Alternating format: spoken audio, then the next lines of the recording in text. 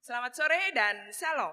Kita bertemu pada sore hari ini dalam kebaktian rumah tangga Selasa, tanggal 1 Juni 2021.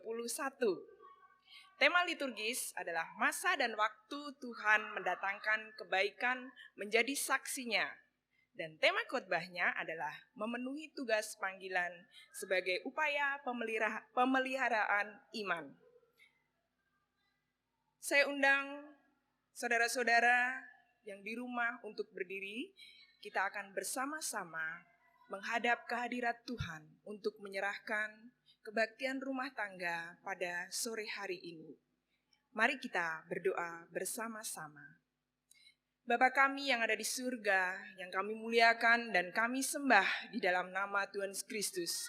Kami bersyukur ya Bapa, bahwa sore hari ini kami di rumah masing-masing boleh melakukan kebaktian rumah tangga.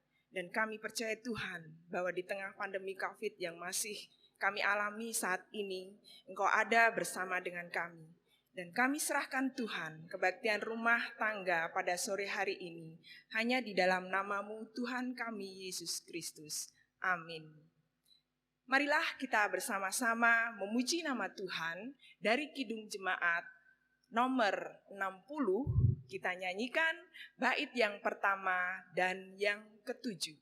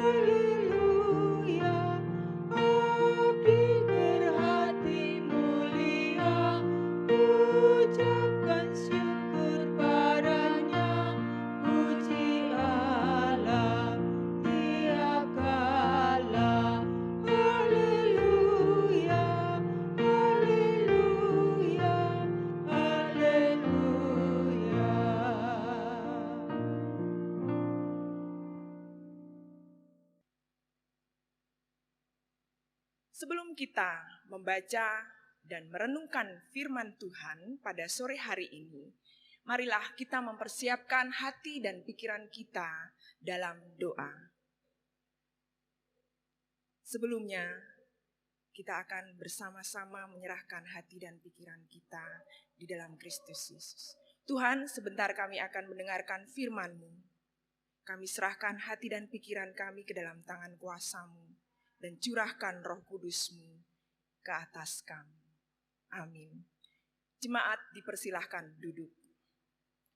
Firman Tuhan pada sore hari ini terambil dari Markus pasal 4, Injil Markus pasal 4 ayat yang ke-21 sampai dengan 25. Sekali lagi di dalam Injil Markus pasal 4 ayat yang ke-21 sampai dengan 25. Dengan perikop perumpamaan tentang pelita dan ukuran. Saya akan membacakannya.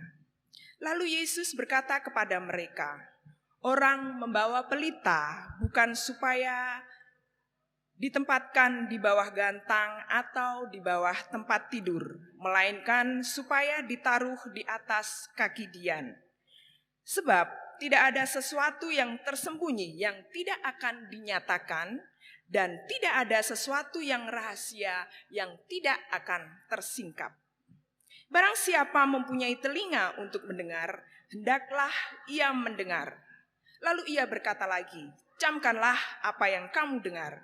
Ukuran yang kamu pakai untuk mengukur akan diukurkan kepadamu.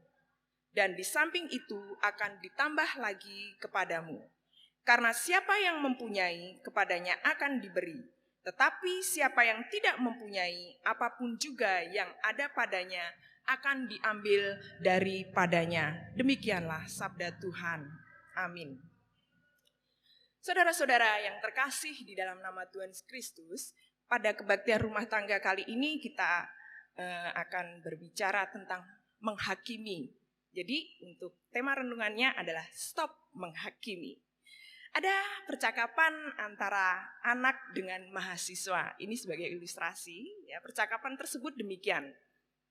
Seorang anak kecil bertanya, "Kak, mengapa jari-jarimu saya perhatikan kok gerak-gerak terus?" Mahasiswa tersebut menjawab, "Karena saya menghendakinya." "Oh, jadi kalau kakak menghendaki bergerak, jari-jari itu bergerak ya?"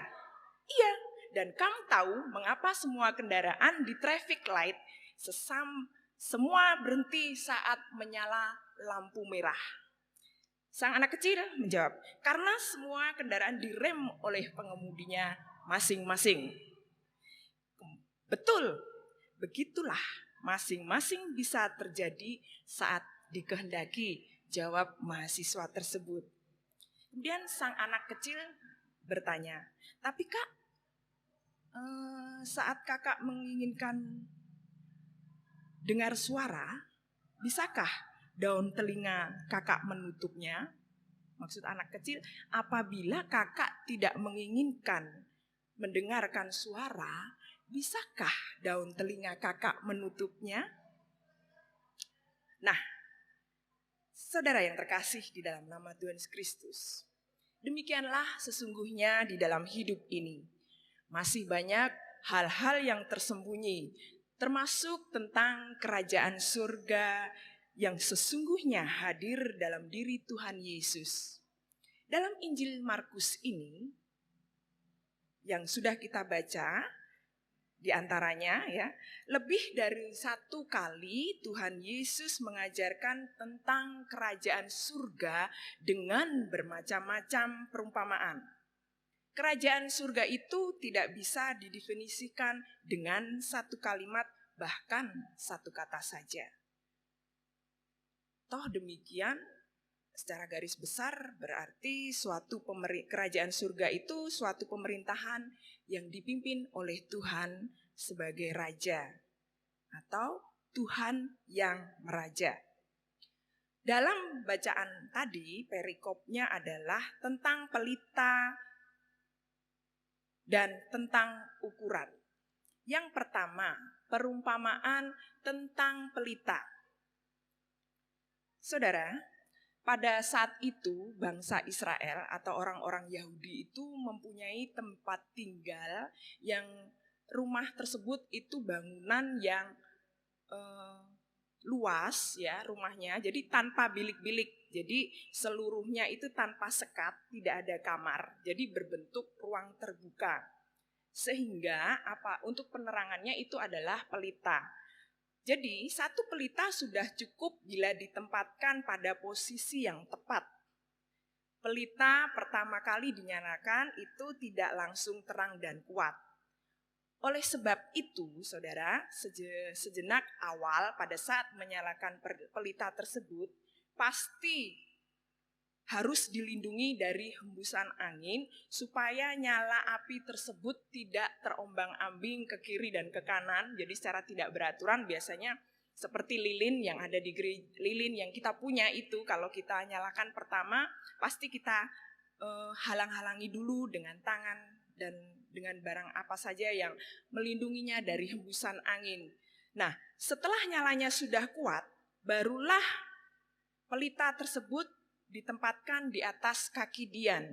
Jadi itu berbentuk seperti jodok, posisinya lebih tinggi dari perkakas yang lain termasuk tempat tidur. Perumpamaan tentang pelita ini hendak menjelaskan bahwa kerajaan Allah yang sudah hadir dalam Yesus Kristus pada awalnya seperti pelita, saudara, mengalami penolakan, ya, seperti hembusan angin. Pada awalnya apa saja yang berkaitan dengan Yesus Kristus itu mendapatkan halangan. Berikutnya akan kuat dan menguasai apabila cahaya tersebut sudah terkendali. Ketika sudah kuat, semua yang tersembunyi akan tersingkap. Tidak ada sedikit pun ruangan yang tidak mendapatkan sinar, sekalipun hanya melalui celah-celah kecil. Dengan memperhatikan seperti itulah rahasia tentang kerajaan Allah. Maka setiap orang yang sudah menaruh iman kepada Tuhan Yesus Kristus harus tetap mengakui ketidakmampuan memastikan segala sesuatu. Sebaliknya, tetap percaya bahwa di balik peristiwa yang tidak bisa dimengerti, Tuhan punya rahasia yang kelak pasti dinyatakan. Itu tentang pelita. Bagaimana tentang ukuran? Nah, ini masih terkait dengan pelita. Sebagaimana penjelasan yang tadi, bahwa orang percaya tidak boleh sekali-kali memastikan segala sesuatu yang tidak diketahui. Itu artinya dilarang kemeruh atau sok tahu. Itu yang banyak sekali dilakukan oleh orang-orang di sekitar kita. Ketika orang yang kemeruh atau sok tahu itu beraksi, biasanya ini adalah hal yang namanya suka menghakimi. Ya, jadi dia senang sekali menghakimi orang-orang yang di sekitarnya. Misal, ada seseorang atau teman kita ketika pergi kemudian dengan tergesa-gesa mengendarai motornya untuk mengantarkan anaknya ke sekolah, lalu jatuh. Kemudian orang yang suka menghakimi itu bisa jadi mengatakan begini, wah ngebut itu dan pasti ugal-ugalan. Ada lagi dan sering ini terjadi, menjumpai saudaranya selalu apes, gagal dalam usaha, kemudian sakit-sakitan. Lalu dikatakan begini komentarnya paling banyak, itu pasti banyak dosanya. Nah, penghakiman seperti itu bisa jadi secara langsung telah menuduh Tuhan. Wow, itu pasti kita lakukan juga ya. Kita sering menghakimi, mengungkapkan kata-kata yang seperti itu. Dan itu ternyata menuduh Tuhan kita. Di balik penderitaan yang dialami manusia, bisa jadi, saudara, oleh Tuhan dipakai untuk menyatakan kasih-Nya.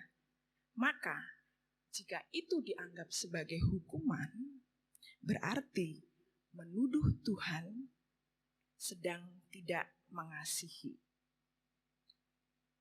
Saudara-saudara yang terkasih di dalam nama Tuhan Yesus Kristus, sebagai umat yang beriman dan berpengharapan, kiranya kita terus menjauhkan diri dari prasangka-prasangka buruk. Segala sesuatu yang terjadi bukanlah sesuatu yang dapat kita jadikan dalil pasti. Kita harus percaya bahwa masih banyak yang menjadi rahasia Tuhan. Yang terpenting sekarang adalah tetap dan teruslah berpengharapan pada Yesus Kristus. Lakukanlah semua perintah-Nya yang sekarang tersembunyi, kelak pasti akan melihat pada waktunya. Amin. Mari kita bersama-sama berdoa. Tuhan, terima kasih untuk firman-Mu pada sore hari ini. Terima kasih Tuhan, Engkau mengingatkan kami untuk tidak menghakimi dengan mudah. Di dalam nama-Mu Tuhan Yesus Kristus, kami berdoa dan mengucap syukur. Amin. Baiklah saudara-saudara yang terkasih di dalam nama Tuhan Yesus Kristus, kita akan bersama-sama menghimpun persembahan kita sambil memuji nama Tuhan dari Kidung Jemaat nomor 383, bait yang pertama dan yang kedua.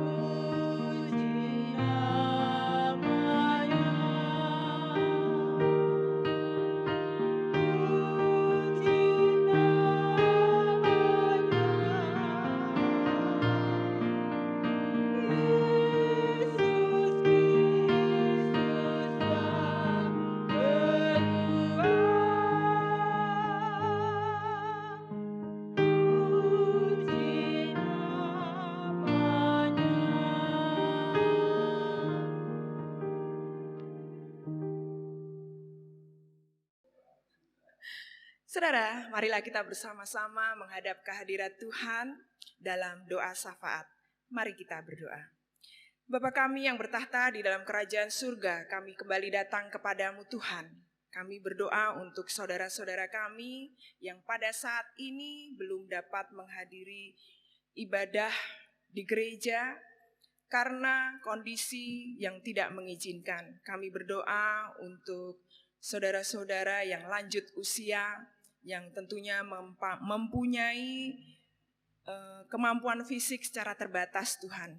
Kami percaya Tuhan bahwa Engkau menguatkan Oma, Opa, Eyang kami, Bahgung maupun Yangti. Dan kami percaya Tuhan di dalam usia yang sudah lanjut, Tuhan akan senantiasa memberikan kekuatan dalam fisik Tuhan untuk tetap beraktivitas di rumah dan tetap menjalin hubungan akrab dengan Engkau dalam persekutuan keluarga. Tuhan Yesus, kami berdoa untuk rekan-rekan kami yang pada saat ini sedang bekerja di luar kota, Tuhan, untuk pemuda. Biarlah Tuhan berkati mereka, Tuhan. Engkau sertai mereka di dalam pekerjaan mereka. Dan biarlah dengan pekerjaan yang sudah Tuhan berikan, mereka Engkau pakai untuk menjadi saksi-Mu, bekerja dengan penuh tanggung jawab dan jujur serta menebarkan kasih Kristus di sekitarnya. Tuhan Yesus, kami berdoa juga untuk adik-adik yang pada saat ini sedang mencari pendidikan Tuhan. Biarlah Tuhan memberikan yang tepat sesuai dengan kehendak dan rencana-Mu. Terima kasih Tuhan Yesus, karena semua berkat dan anugerah-Mu Engkau berikan kepada kami. Kami serahkan Tuhan pendeta Priyo yang sudah Engkau pakai untuk melayani di GKJW Jemaat Kertosono. Tuhan Yesus, kami percaya Tuhan bahwa Engkau pakai anak-Mu ini beserta dengan keluarganya untuk melayani sepenuh waktu. Terima kasih ya Bapa. Kami sebentar juga akan menyerahkan persembahan kami serahkan persembahan ini. Biarlah semuanya berguna bagi kemuliaan kerajaan-Mu. Dan kami juga akan menyerahkan kehidupan kami selanjutnya Tuhan, di dalam aktivitas kami. Kami percaya Tuhan ada bersama dengan kami. Dan jangan biarkan Tuhan kami mudah menghakimi orang-orang di sekitar kami. Terima kasih Tuhan Yesus. Di dalam nama-Mu Tuhan Yesus Kristus kami berdoa dan mengucap syukur. Amin. Saya undang jemaat untuk berdiri, kita akan bersama-sama menyanyikan Kidung Jemaat 408, bait yang pertama dan yang ketiga.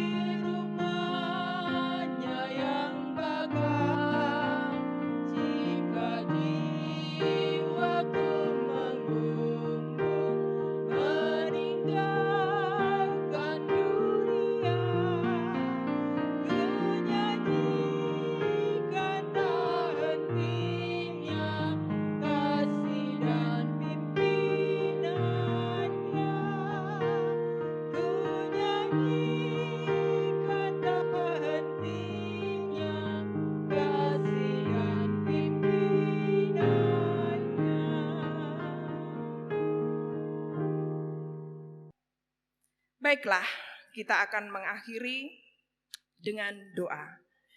Terima kasih Tuhan Yesus, terima kasih buat semuanya. Kami percaya Tuhan, Engkau ada di dalam hidup kami, Engkau menyertai kami. Di dalam nama-Mu Tuhan Yesus Kristus, kami berdoa dan mengucap syukur. Amin. Kebaktian rumah tangga pada sore hari ini sudah selesai dan Tuhan memberkati.